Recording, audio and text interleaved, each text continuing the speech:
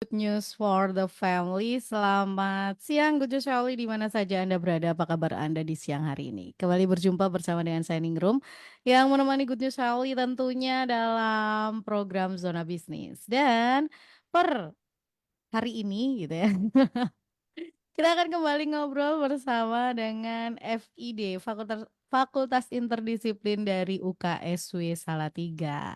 Siapa sih yang nggak kenal UKSW? Terus siapa yang nggak tahu dengan FID? Nah, hari ini kita akan ngobrol banyak. Jadi buat Anda yang mungkin baru tahu dan baru ngerti, mungkin baru denger ya. Oke, silakan. Boleh nanya, boleh ngobrol, boleh join barengan dengan kita melalui chat boleh di 081225225949 atau melalui 081575780949 ya. Dan sudah terhubung melalui aplikasi Zoom saya di kesempatan siang hari ini bersama dengan Mas Rio. Ya, beliau itu tertulisnya tuh Rio Giovannu Setiawan SPD.MSI. Nah, selamat siang. Selamat siang, Mbak Ningrum. Halo Iya, semuanya. apa kabar? Kabar baik, Mbak Ningrum. Bagaimana kabarnya nih siang hari ini? Puji Tuhan, baik juga bisa menemani ngobrol di siang hari ini. Nah, ini lagi di kampus kah, Mas Rio? Sama-sama. Betul, saya masih di kampus ini, Mbak Ningrum. Oke. Nah, bersama dengan Mas Rio ini kita nanti akan cerita dan ngobrol banyak gitu ya. Mungkin Mas Rio bisa perkenalan sedikit, apalagi mungkin bisa cerita karena beliau ini adalah sekarang ini menjadi dosen, tetapi alumni juga, betul ya? Betul sekali. Saya alumni dan juga saya dosen di Fakultas Interdisiplin.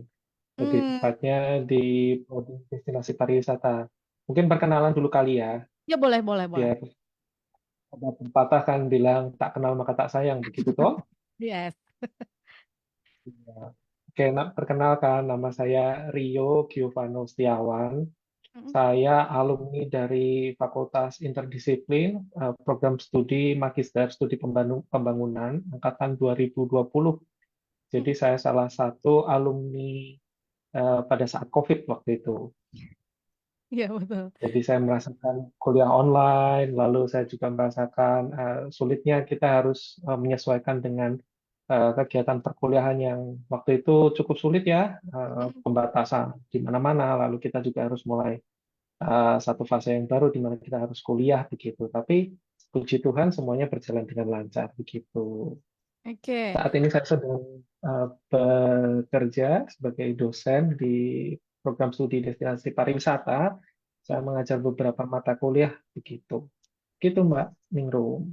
Oke. Ya, sekilas Eh, perkenalan. Hari ini sebetulnya tema kita adalah mengenal program internasional mobility. Nah, Mas Rio ini sendiri salah satu alumni dari program itu gitu ya Mas Rio ya? Betul sekali. Mbak Hmm. Ningrum mungkin siapa tahu tertarik untuk ikut mobility program juga yang internasional. Nah. Asik loh. Oke, Asik loh, bener loh. ini boleh cerita dulu nggak? Sebetulnya mungkin biar pendengar juga punya pandangan yang sama dengan kita sebelum nanti kita akan bahas banyak hal gitu ya. International Mobility, program International Mobility itu sebetulnya apa sih Mas Rio? Boleh cerita dulu nggak sih? Oke, International Mobility Program itu adalah salah satu program internasional yang diinisiasi oleh program studi Magister Studi Pembangunan bekerja sama dengan beberapa eh, mitra yang ada di luar negeri. Nah, Mm-mm. kebetulan pada tahun 2020 program studi Magister Studi Pembangunan itu bekerja sama dengan MNHN atau Museum Natural de Histoire dari Prancis, Mm-mm. dan kami mendapatkan kesempatan untuk mengirim siswa Mm-mm. untuk belajar di lapangan, melakukan penelitian begitu selama kurang lebih 2 bulan. Mm-mm. Kalau waktu itu saya diberi kesempatan untuk bisa berangkat ke Prancis pada tahun 2022. Mm-mm. Program itu, Mbak, ini perlu diperhatikan juga. Program itu yang pertama, gratis. Mm. Jadi kita berangkat dari posisi saya waktu itu di Salatiga.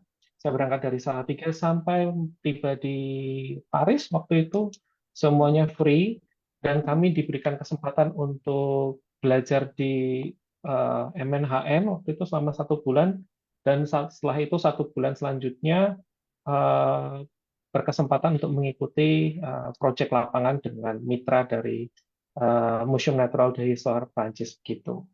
Hmm, hmm. Oke, Gitu, Mbak. ini kan tadi Mas Rio sampaikan gitu ya, pada tahun itu Mas Rio dari Prancis. Apakah program ini berbeda-beda setiap tahunnya atau seperti apa sih Mas Rio? Kalau setiap tahunnya tidak Mm-mm, berkembang, iya. Jadi kami mm, pun juga saat ini masih menjaring peluang kerjasama dengan beberapa mitra yang lain. Namun mm, yang sudah berjalan sampai saat ini salah satunya dengan eh, Museum Natural d'Histoire Prancis dan yang salah satu program yang lain yang saat ini sedang berjalan juga adalah kuliah lapangan beserta para peneliti dari Australia gitu. mm, Nah, kebetulan untuk kuliah lapangannya bersama para mahasiswa dari University of Sydney dari Australia itu mereka yang datang ke Indonesia. Jadi kita yang berkunjung ke beberapa tempat bersama dengan mahasiswa dan peneliti dari Australia. Kita berkunjung ke beberapa tempat. Eh, Terakhir tahun lalu kita mengadakan, oh sorry, tahun ini kita mengadakan kegiatan itu kita roadshow ke beberapa kota, ada di Semarang, lalu mm, kita ke Desa Keditan di Kopeng, lalu kita kembali ke Salatiga.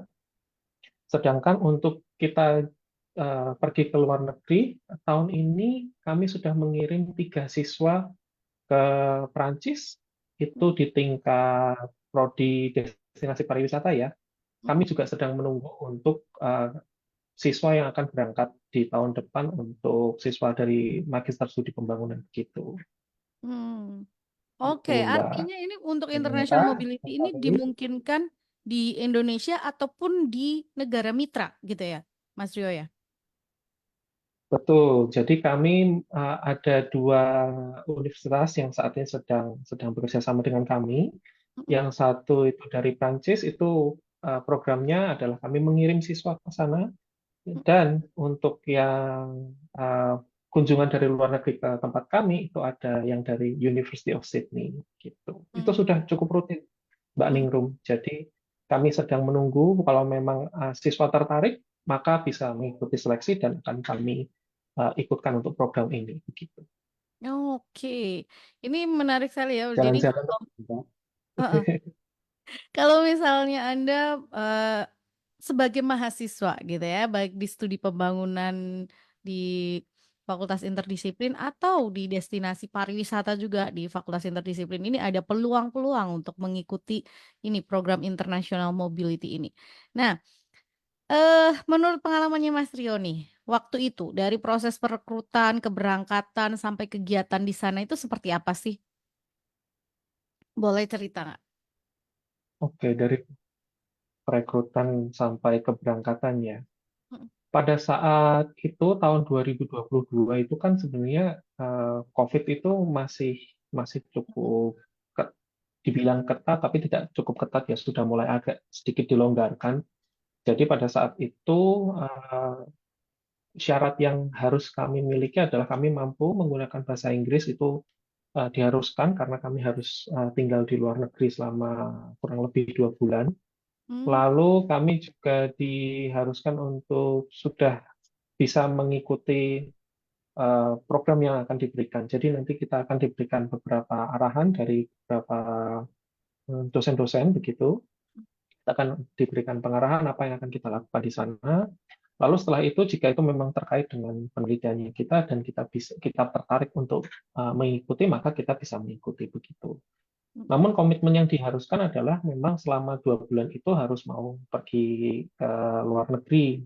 mm, Jadi kita mulai merasakan di luar negeri nanti pada saat mungkin suhu berbeda, mungkin makanannya juga berbeda, lalu kita juga mulai melihat cara belajar siswa yang berbeda di luar negeri. Nah, itu kita harus mau beradaptasi dengan cukup cepat agar apa yang harus kita pelajari itu bisa kita serap maksimal selama 2 bulan itu, begitu. Selain itu juga kalau saya lihat memang siswa harus cukup aktif selama kita berada mengikuti program ini, karena jika kita tidak cukup aktif, maka ya seperti patah kata bilang, malu bertanya sesat di jalan itu adalah betul. Mm-mm. Maka kalau memang kita tidak tahu, akan jauh lebih baik untuk kita bertanya pada saat kita berada di luar negeri, pada saat misal kita diharuskan untuk mempelajari beberapa instruksi sederhana, Mm-mm. mengikuti beberapa kuliah yang memang diselenggarakan oleh mitra universitas di luar negeri, gitu. Jadi memang harus lebih aktif begitu, Mbak. Iya. Gitu. Waktu Mas Rio itu sendiri tuh berapa orang yang berangkat bersamaan? Kebetulan waktu itu saya sendiri. Hmm. Waktu 2022 itu saya sendirian. Jadi eh, cukup kalau mau dibilang serem juga karena pengalaman ke Nggak luar ada negeri dengan teman. jarak yang cukup jauh, Mm-mm. nggak ada teman sama sekali. Dosen-dosen waktu itu memang menyusul, tapi mereka beliau-beliau baru menyusul kurang lebih hampir 2 minggu setelah keberangkatan saya. Jadi saya berangkat sendiri, setelah itu saya ketemu sama dosen-dosen setelah 2 minggu kalau nggak salah saya di luar negeri begitu. Seru Oke, tapi Mbak. oke. Tapi kalau memang, apakah memang hanya kuota yang tersedia untuk setiap kali keberangkatan hanya untuk satu orang atau seperti apa sih Mas Rio ke sini ini program ini? Oh, oke.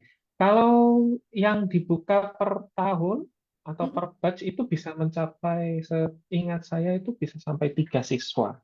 Hmm. Jadi akan diseleksi siapa saja siswa yang akan eligible atau mereka bisa untuk mengikuti. Jika memang mereka bisa mengikuti, maka akan diikutkan. Seperti tahun ini, kalau kebetulan tahun ini yang berangkat adalah mahasiswa dari destinasi pariwisata, Mm-mm. itu kami mengirimkan 3 siswa untuk bisa mengikuti kuliah lapangan di Perancis begitu. Nah, Mm-mm. untuk tahun depan kami masih menunggu kuota yang akan dibuka, namun yang pastinya kami tetap bekerja sama dengan MNHN dan juga Erasmus Mundus untuk mengadakan kegiatan ini. Gitu. Oke. Hmm. Seleksi. Nah, ini pada saat proses perekrutan itu ada seleksi-seleksi tertentu selain tadi mampu berkomunikasi dalam bahasa Inggris tadi yang disebutkan oleh Mas Rio sebagai salah satu syarat utama. Ada hal yang lain nggak? Dalam artian gini, kalau menurut Mas Rio sendiri sebagai seorang yang sudah pernah mengikuti program ini, apalagi yang dibutuhkan sehingga nanti mahasiswa ini pada saat ada di sana dalam kegiatan di sana itu bisa bertahan seperti itu. Oke. Ini menarik karena saya akan coba mengambil dari pengalaman saya pribadi ya. Hmm. Kalau secara administratif sebetulnya semua siswa bisa mengikuti karena dengan catatan mereka memang terdaftar sebagai mahasiswa magister studi pembangunan, mereka mereka aktif, mereka juga berkomunikasi banyak dengan pihak fakultas, maka jika ada program yang terbuka biasanya akan diinformasikan di grup WhatsApp kami. Hmm.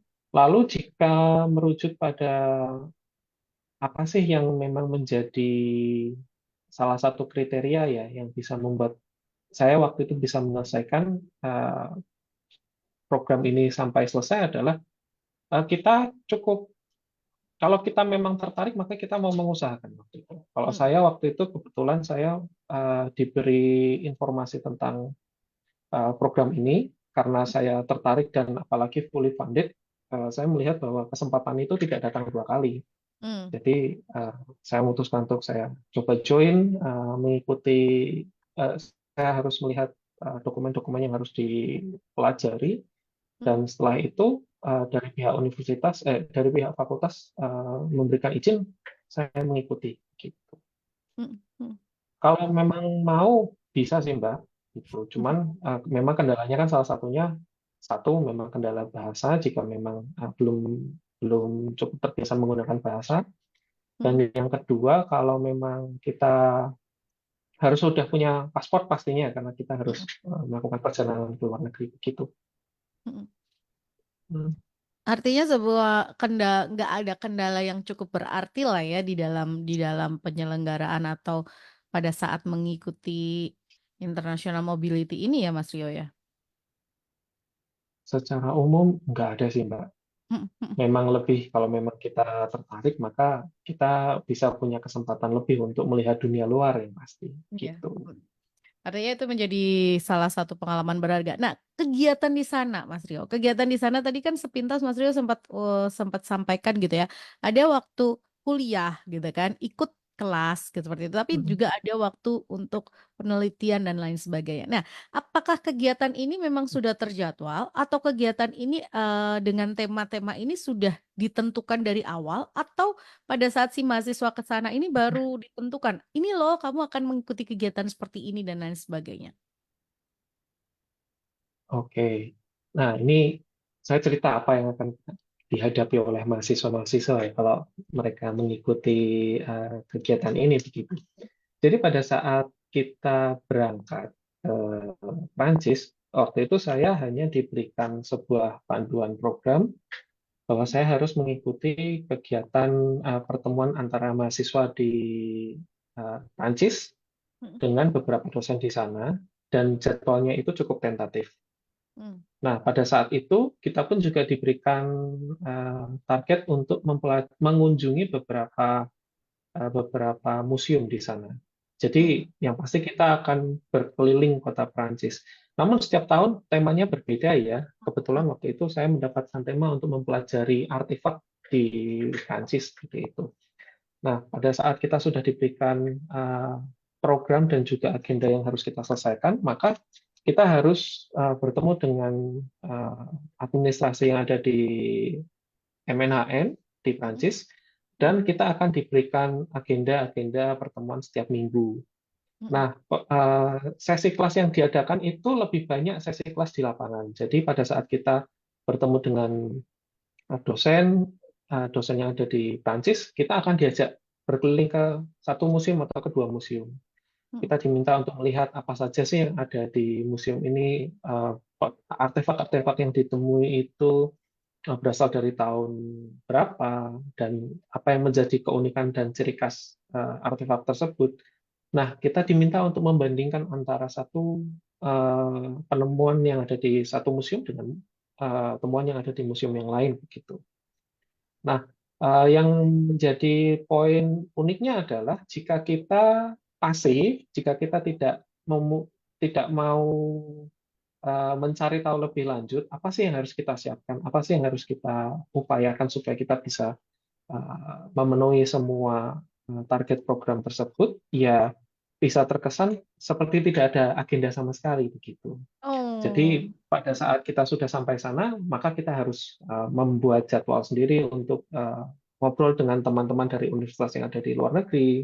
mhm, Kita mengagendakan sendiri waktu kapan kita mau berkunjung ke beberapa museum. Namun bukan berarti dari pihak universitas mereka tidak memberikan jadwal ya. Mereka pun memberikan jadwal, namun tidak exact setiap minggunya seperti apa gitu. Jadi mhm. kita pun juga secara mandiri harus berkunjung ke beberapa tempat supaya kita bisa mendapatkan ilmu yang maksimal begitu. Itu yang Art menjadi sedikit berbeda dengan cara belajar kita di Indonesia, yang mhm. mungkin dikasih jadwal yang sangat ketat. Nah, di luar negeri itu jadwalnya itu lebih mandiri. Kita yang dituntut untuk lebih mandiri untuk mengejar berbagai macam hal. Begitu. Ini, keaktifan dari si peserta ini dibutuhkan sekali ya, Mas Rio? Betul, betul, Mhm, betul sekali. Ada kalanya dosen-dosen di Prancis mereka mengingatkan kita untuk ayo lebih aktif untuk tanya kegiatannya seperti apa.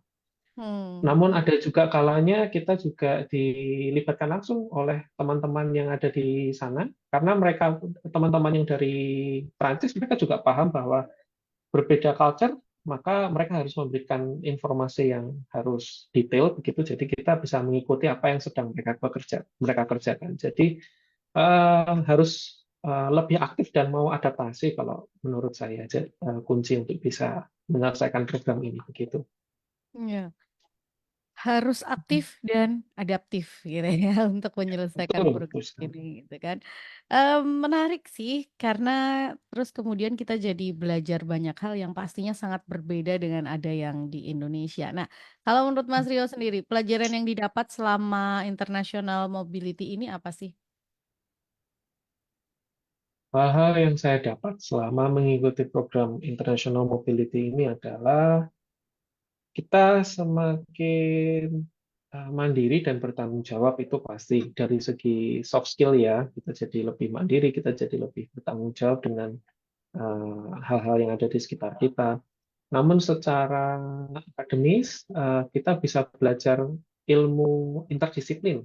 Nah, Hmm, ilmu interdisiplin inilah yang kami pelajari di studi pembangunan karena jika kita melihat eh, apa yang dikerjakan oleh teman-teman yang dari Prancis, mereka itu stream penelitian mereka itu ke arah natural science atau mereka meneliti tentang arkeologi begitu.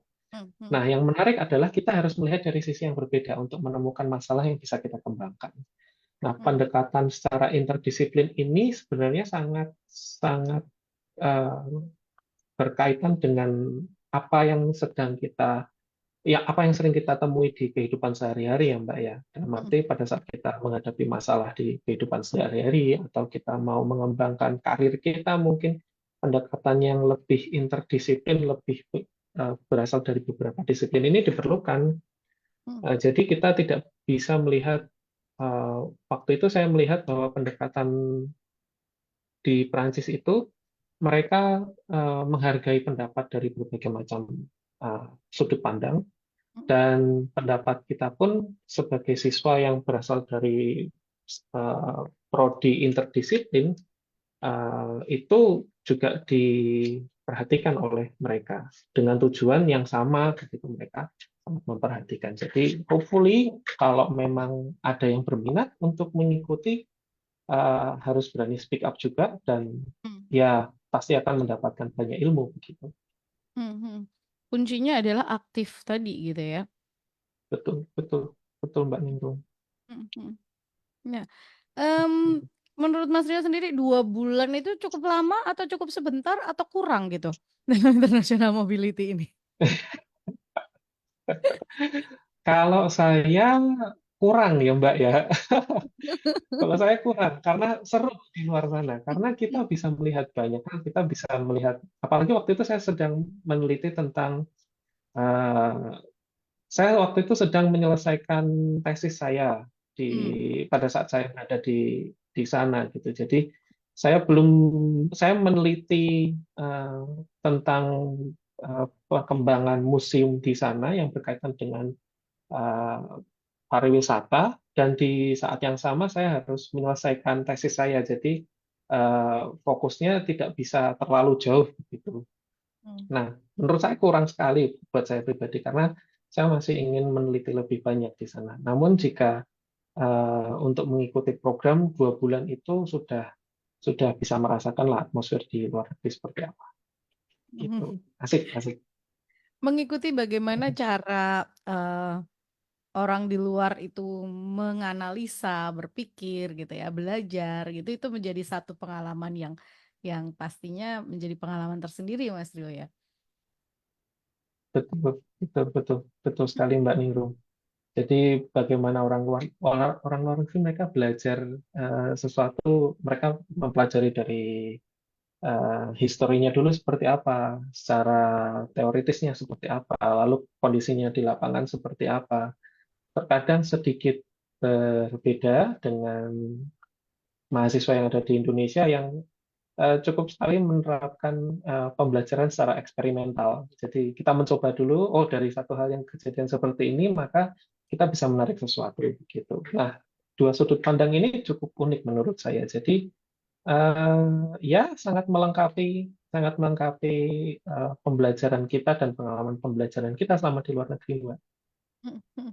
Oke, dari pengalamannya Mas Rio pada saat di luar itu yang bisa kemudian diterapkan gitu ya pada saat kembali ke Indonesia, terus kemudian masih, tadi itu ada nggak sih apa ya, kayak habit lah atau pengalaman-pengalaman ketika bertukar pikiran dengan mereka terus kemudian oh ini kayaknya bisa nih dibawa ke Indonesia hal-hal seperti itu ada pelajaran tertentu yang bisa diterapkan seperti itu Mas Rio? Secara konkret kita, secara konkret saya ya yang saya terapkan adalah eh, untuk sebuah masalah itu tidak bisa diselesaikan atau tidak melulu harus bisa diselesaikan dengan satu sudut pandang saja begitu. Jadi jika kita melihat sebuah masalah, ya kita akan kita tahu bahwa mungkin sementara ini atau sejauh ini kita hanya bisa melihat dari satu pendekatan saja. Namun seiring waktu, setelah saya melihat bagaimana orang-orang yang ada di luar sana mereka berinteraksi, mereka melihat sebuah fenomena, lalu mereka berusaha untuk mencari solusi atas apa yang mereka hadapi, sudut pandang mereka untuk melihat sesuatu itu menjadi satu hal yang bisa saya pegang begitu. Jadi mereka tidak hanya melihat bahwa oke, kalau masalah kita ambil contoh kasus jika masalah ekonomi di kota Salatiga sekarang mungkin sedang kurang baik jika kita ambil contoh begitu. Maka penyelesaiannya harus menciptakan banyak lapangan kerja baru gitu. Hmm. Semisal. Namun teman-teman di luar negeri itu memberikan pola pikir bahwa apakah betul hanya satu itu cara itu saja atau kita bisa melihat dari angle yang lain. Kenapa kenapa permasalahan itu bisa muncul? Apakah permasalahan itu muncul atas karena sebab yang lain kah? Jika ada sebab yang lain, kira-kira apa? Coba ditelusuri satu-satu begitu. Dan itu akan memperkaya pandangan kita untuk melihat sebuah masalah sebelum kita mengambil sebuah keputusan begitu, Mbak. Jadi apa ya kalau saya bilang apa yang kita pertimbangkan itu jadi jauh lebih eh, holistik sehingga pada saat kita memutuskan untuk mengambil sebuah keputusan itu mempertimbangkan banyak sektor dan banyak sisi gitu.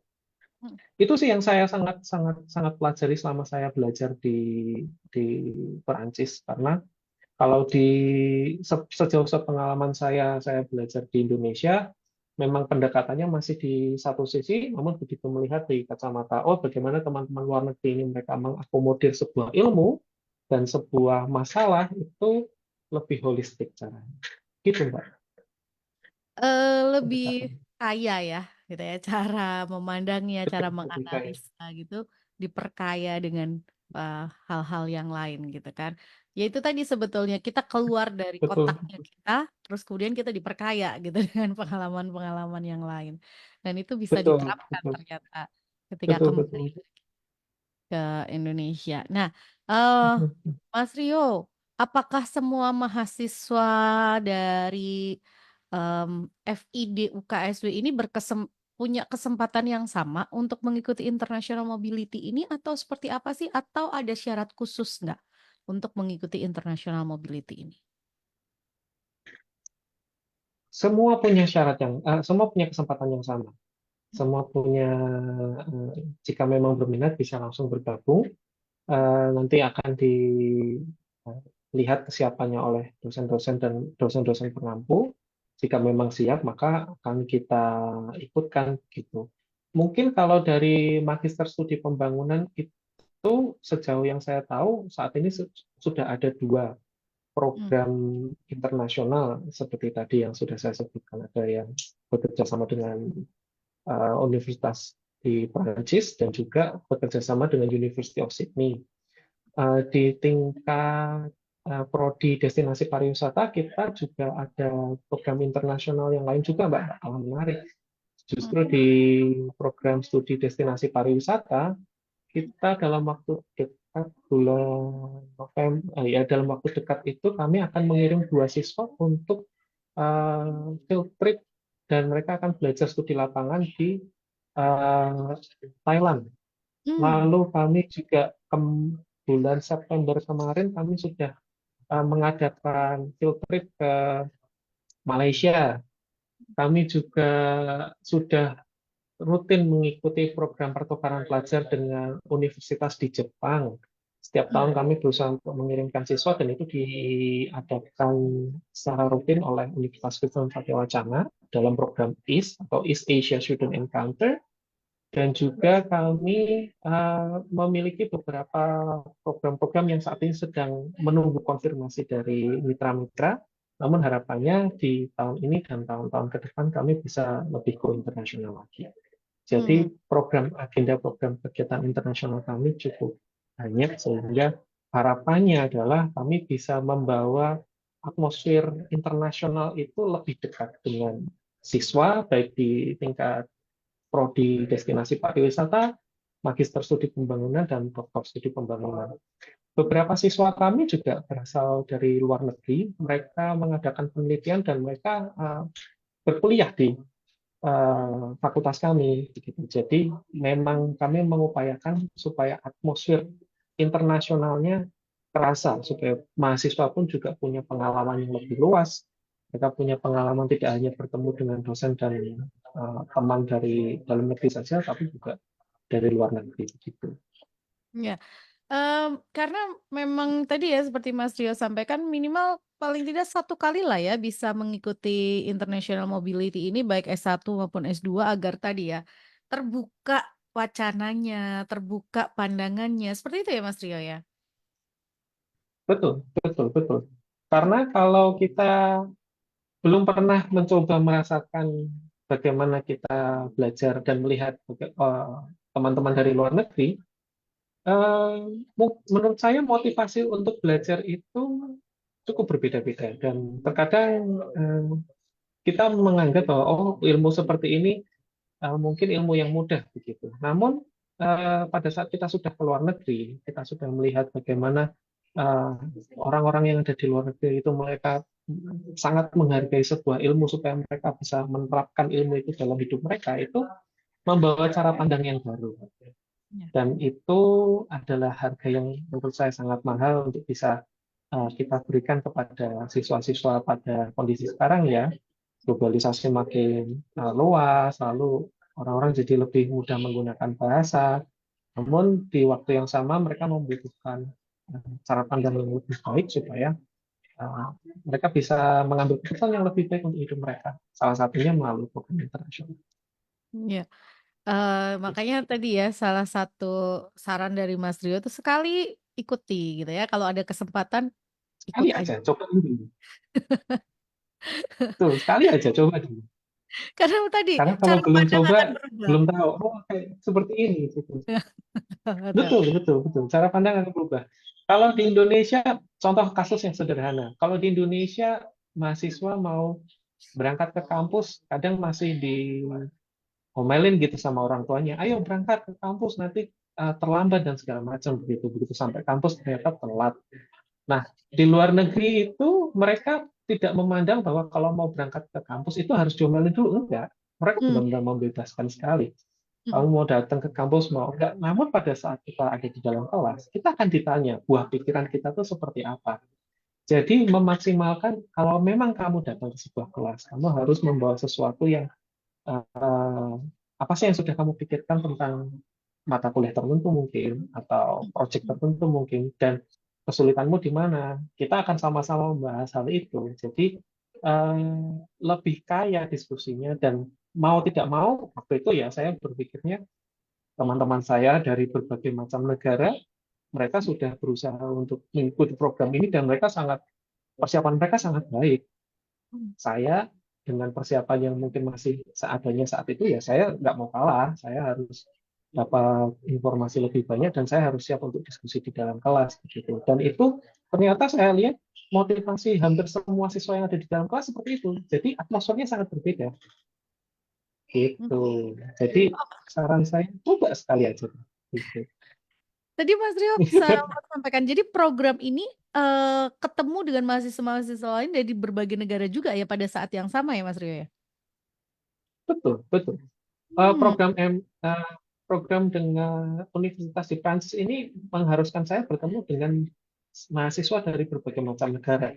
hmm, Teman satu angkatan saya waktu itu ada yang dari Bangladesh, ada yang hmm, memang berasal dari Prancis, ada yang hmm, dari Jerman dan Denmark waktu itu. hmm, Dan mereka datang dengan latar belakang yang berbeda-beda, namun dengan sikap yang hampir sama semua. Saya masuk ke kelas, saya siap untuk diskusi, saya harus mendapatkan informasi yang lebih terupdate melalui sesi kelas waktu itu. Jadi saya pikir, oh sejauh ini ya mereka mempersiapkan diri untuk bisa menjadi lebih baik gitu. Oke, seru Sekali ya. aja harus ikut. Gitu. Ini serunya kenapa? Karena ketemu dengan dari berbagai negara, terus ketemu untuk ngobrol dengan cara pandang yang berbeda, tapi kemudian membukakan wawasan dan wacana yang mungkin selama ini kalau ada di Indonesia terus merasa oh hanya seperti ini gitu ya, tapi ketika di luar itu dibuka dengan luar biasa. Jadi buat Anda mungkin yang penasaran lebih lanjut, Anda bisa kalau ini terbuka kesempatannya ketika Anda kuliah di UKSW loh ya, FID, Fakultas Interdisiplin, baik S1-nya di S1, Betul, D4 ya, di Despar betul atau Didi. S2 di Studi Pembangunan. Sepertinya kita terhubung dengan kita ada Pak Sam ya. Halo Pak Sam. Oke, itu kayaknya nggak on. Oke. Nah, ini kalau misalnya di S2 Studi Pembangunan, ini eh kemarin kan kalau Mas Rio kan pada saat di S2. Kalau untuk program International Mobility untuk S2 Studi Pembangunannya ini ada setiap tahun kerjasamanya dengan Perancis MNHN ini atau ada kerjasama yang lain, Mas Rio? Kalau dengan MNHN setiap tahun ada. Dengan universitas yang lain sedang menunggu konfirmasi dari beberapa mitra, namun yang sudah pasti saat ini adalah dengan MNHN dan University of Sydney. Gitu. Hmm. Tahun depan kami akan mengadakan lagi field trip penelitian di Indonesia bersama dengan University of Sydney. Untuk bulannya kami masih menunggu, namun untuk kepastian kegiatannya pun juga akan melakukan penelitian bersama itu juga sangat menarik karena kita akan berkunjung ke beberapa desa yang ada di Indonesia tentunya dan MNHN itu tadi yang sudah rutin kami ikuti. Oke. Oh, kalau yang dari Sydney itu kegiatannya justru di Indonesia, tetapi mereka yang mengirimkan peneliti-peneliti dari sana atau seperti apa sih, Mas Rio? Jadi mereka mengirim mahasiswanya mereka bersama dengan satu atau dua peneliti dan juga satu dosen pengampu untuk berkunjung ke Indonesia dan melakukan penelitian lapangan bersama dengan mahasiswa studi pembangunan yang ada di UKSW begitu. Jadi kita sama-sama meneliti tentang beberapa topik dan pada akhir dari sesi penelitian lapangan itu kita akan sama-sama presentasi tentang apa saja sih masalah-masalah yang mungkin dihadapi berkaitan dengan pembangunan di desa-desa yang kita teliti dan kalau tahun lalu apa yang kita tampilkan kepada desa itu dapat dijadikan salah satu langkah untuk memperbaiki rencana pengembangan desa saat itu.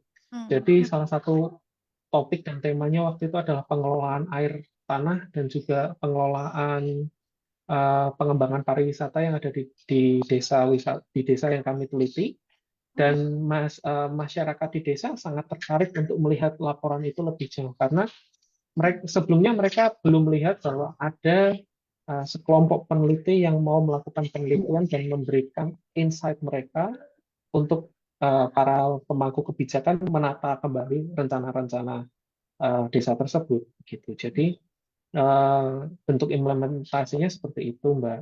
Hmm. Ini menarik walaupun itu diselenggarakan di Indonesia, tetapi paling tidak berinteraksi dengan mahasiswa dari Sydney pun ini juga akan membuka wawasan, kerangka berpikir yang berbeda gitu ya, cara atau pola berpikir yang berbeda dibandingkan yang mungkin selama ini hanya kita terpatok pada hal-hal tertentu seperti yang biasanya seperti ini gitu ya Mas Rio ya. Betul, betul. Karena pada saat program internasional ini, kita biasanya mencampurkan antara mahasiswa Indonesia dengan mahasiswa Australia. Jadi Oke. mereka akan melakukan penelitian bersama. Mm-mm. Mereka tinggal di desa bersama-sama, mahasiswa Australia tidak semuanya bisa menggunakan bahasa Indonesia. Nah, Ya. di saat itulah mahasiswa Indonesia ada untuk membantu menerjemahkan, melakukan mendampingi diskusi dan di saat yang sama mahasiswa Indonesia juga punya beberapa topik penelitian yang harus mereka sampaikan, dan itu diskusinya sangat sangat kaya, Mbak. Pada saat itulah teman-teman dari Indonesia bisa belajar pola pikirnya teman-teman dari Australia. Lalu pada saat yang sama, masyarakat yang ada di desa, mereka juga bisa melihat, oh ternyata yang namanya orang luar negeri itu tidak semenyeramkan yang mereka bayangkan. Mereka sangat ramah, mereka sangat tertarik dengan banyak hal, dan mereka mau belajar banyak hal, mereka mau mencoba banyak hal. Jadi semuanya belajar di satu wadah yang sama, gitu. Ya. Dan menariknya adalah pada saat program ini hampir selesai, atau pada saat program ini selesai, semua mahasiswa, baik mahasiswa dari Australia maupun mahasiswa dari Indonesia, eh, sudah berasa seperti mereka menjadi keluarga dari warga sekitar, gitu. Jadi pada saat mereka sudah hampir pulang itu, momen-momen masyarakat setempat, mereka sangat merasa terbantu dengan apa yang dilakukan oleh mahasiswa kita dan juga mahasiswa Australia, itu sangat terasa. Ya.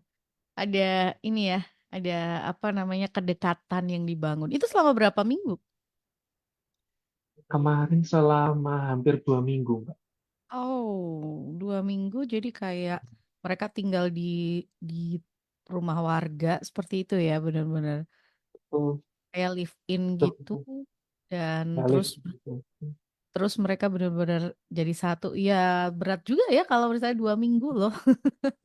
Rasa hatinya tuh sudah terpaut dengan kondisi situasi di tempat. Oke. Nah, kalau ini mungkin buat pendengar gitu ya, Mas Rio. Kenapa sih harus kalau misalnya mereka mau mengambil studi S2 gitu kan? Kenapa sih kalau menurut mungkin Mas Mhm. Rio bisa berikan alasan. Kenapa harus di S2 studi pembangunannya FID UKSW? Oke, kenapa harus di studi pembangunan S2-nya UKSW? Karena yang pertama kita menerapkan kuliah blok, Pak. Hmm. Mungkin saya nggak tahu bagaimana di luar sana. Saya melihat beberapa teman-teman saya yang memutuskan untuk mengambil S2, mereka harus mengikuti kuliah yang cukup padat, jadwalnya dari awal sampai akhir semester, sedangkan di tempat kami itu metode perkuliahannya terdiri dari 50% kuliah dan 50%-nya mereka melakukan penelitian dan persiapan untuk publikasi begitu. Dan Hmm. kami ada kuliah blok sehingga itu memudahkan para mahasiswa yang notabene yang S2 beberapa itu sudah bekerja, mereka sudah terjun ke dunia profesional begitu. Kami sangat mengakomodir kebutuhan mereka, ya cukup berkuliah pada saat ada kuliah blok begitu. Dan yang kedua, atmosfer belajar di studi pembangunan di Fakultas Interdisiplin itu, baik dosen, dosen pengampu, dan juga dosen-dosen yang lain itu, kita berasa seperti tidak ada jarak. Dalam arti mereka sangat terbuka dengan kita, mereka sangat welcome dengan kita. Eh, Setiap kendala yang kita hadapi itu, dosen-dosen pun berusaha untuk tahu, dan Eh, semisal kita sebagai mahasiswa kadang merasa kita cukup tersesat dengan apa sih yang sedang kita lakukan, penelitian kita kok mungkin masih stuck atau bagaimana, mereka sangat terbuka untuk diajak berdiskusi. Jadi hal ini yang saya lihat tidak cukup banyak didapat di universitas lain pada saat mereka mengambil kuliah S2, antara mereka tidak mendapatkan waktu yang cukup untuk berdiskusi dengan dosen pembimbing, atau sebaliknya kuliah mereka sangat padat sehingga dari segi pekerjaan dan juga manajemen waktunya cukup terbengkalai begitu. Nah, dua hal ini yang menurut saya jadi poin penting yang patut untuk dipertimbangkan. Karena kami juga memberikan ruang untuk para profesional untuk bekerja juga, dan di satu waktu yang sama mereka juga bisa menimba ilmu di tingkat magister begitu. Hmm. Wow, ini alasan yang keren sih sebetulnya gitu ya. Dari S2-nya studi pembangunan itu mengakomodir kebutuhan gitu ya. Kebutuhan Anda yang mungkin sudah pekerja tetapi ingin untuk melanjutkan studi itu jadi bisa di S2 studi pembangunan. Tetapi kalau mau masuk di S2 studi pembangunan ada ranah atau em, asal pendidikannya nggak sih, Mas Rio? Harus dari jurusan ini atau ini enggak kan ya? Tidak ada, tidak ada. Itu another thing. Itu juga kelebihan yang lain bahwa tidak ada background pendidikan tertentu yang diharuskan untuk bergabung dengan kami. Eh, Pendidikan latar belakang pendidikan saya itu pendidikan bahasa Inggris waktu itu, dan latar pendidikan teman-teman saya yang waktu itu bergabung dengan saya di angkatan 2020 itu bermacam-macam. Ada yang dari ekonomi, ada yang dari fisika, ada yang dari kimia, dan ya kami meneliti tentang hal yang berbeda, namun untuk ranah yang lebih lanjut. Karena ranah penelitian di studi pembangunan berkaitan dengan keberlanjutan sumber daya manusia, sehingga jika memang kita bisa melihat pengembangan manusia lebih lanjut, maka kita bisa masuk ke studi pembangunan seperti itu. Nah, salah satu keunggulannya juga tadi gitu ya, ada ruang untuk berkolaborasi dengan dunia internasional gitu kan. Ada membangun Betul, betul. jejaring dengan dunia internasional itu juga dimungkinkan ketika Anda mengikuti di studi pembangunan S2, studi pembangunan di FID UKSW gitu. Jadi kalau mungkin ada yang baru mulai cari-cari nih sekarang, aduh tapi saya sambil kerja, tenang aja gitu ya. Ini tadi yang digambarkan oleh Mas Rio, beliau ini juga alumni soalnya, jadi sudah bisa cerita pengalamannya ketika kuliah S2 itu seperti apa gitu ya Mas Rio ya. Betul, betul, betul. Dan buat yang mungkin tertarik bisa langsung buka webnya gitu ya, bisa langsung buka webnya untuk cari tahu seperti apa gitu kan. Dan kalau Anda juga pengen untuk kuliah S2 tapi juga pengen tadi membangun jejaring internasional, wah tepat sekali ada di UKSW dengan studi pembangunannya S2, S2 studi pembangunannya UKSW, FID. Karena tadi ada international mobility. Program international mobility ini bisa bisa diikuti oleh siapa saja, terbuka untuk siapa saja mahasiswa dari S2 Studi Pembangunan. Mas Rio ini salah satu alumni program ini gitu ya. Berkesempatan 2 bulan ada di Perancis waktu itu. Artinya ini kesempatan yang luar biasa. Tadi yang awal Mas Rio sampaikan yang perlu dicatat adalah program ini gratis kata beliau. Karena orang kadang-kadang memikirkan program internasional itu sudah kepikiran biaya kan ya Mas ya? Betul, betul, betul, betul. Kadang kalau kita hitung-hitung kalkulasi sendiri sedikit ya Mbak, Mhm, untuk biaya tiketnya aja udah berapa puluh juta gitu kan. ya. Belum kalau kita mau ngurus visa dan segala macam.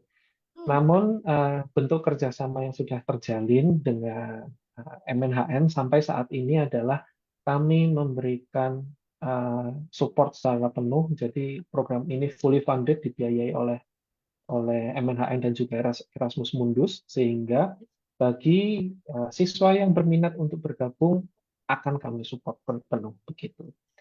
Tapi catatannya seperti tadi, harus mau belajar, harus mau lebih adaptif dengan lingkungan yang baru, dan harus tertarik juga dengan apa yang akan kalian hadapi ke depan. Karena jika tidak tertarik, maka ya sulit ya kalau kita mau menyelesaikan program ini. Karena satu, jauh dari segi jarak, dan dua, memang karena jauh itu berasa kalau kita mau ngobrol dengan orang yang ada di Indonesia aja itu beda waktunya sudah 5 jam sendiri loh Mbak. betul betul. Jadi itu perbedaan waktu itu juga menjadi satu hal yang kalau kalau saya pribadi saya tertarik, jadi saya oke saja dengan kondisi itu. Namun ada beberapa yang mungkin menganggap bahwa waduh, kalau saya mau ngobrol dengan keluarga saya tapi perbedaan jarak 5 jam itu jadi masalah ya. Mungkin perlu Berat. melihat bentuk yang lain begitu. Ini, menarik kan, Mas Rio tadi sampaikan sampai visa aja diurusin gitu ya. Bayangin kalau kita sendiri yang mengajukan belum tentu keluar loh itu si visa itu, nggak semudah yang Betul, dibayangkan kan. Kalau kita sendiri yang betul, betul. apply, kita sendiri yang, ngurus gitu belum tentu itu keluar dengan begitu gampang. Tetapi karena ini fully gitu kan, gratis semuanya diurusin dari awal hingga akhirnya jadinya ini kesempatan yang jangan disia-siakan sih kalau menurut Mas Rio yang sudah pengalaman di sana. Tapi sekali lagi ya buat Anda jadi mahasiswa dulu, jadi punya kesempatan untuk international mobility ini. Betul sekali.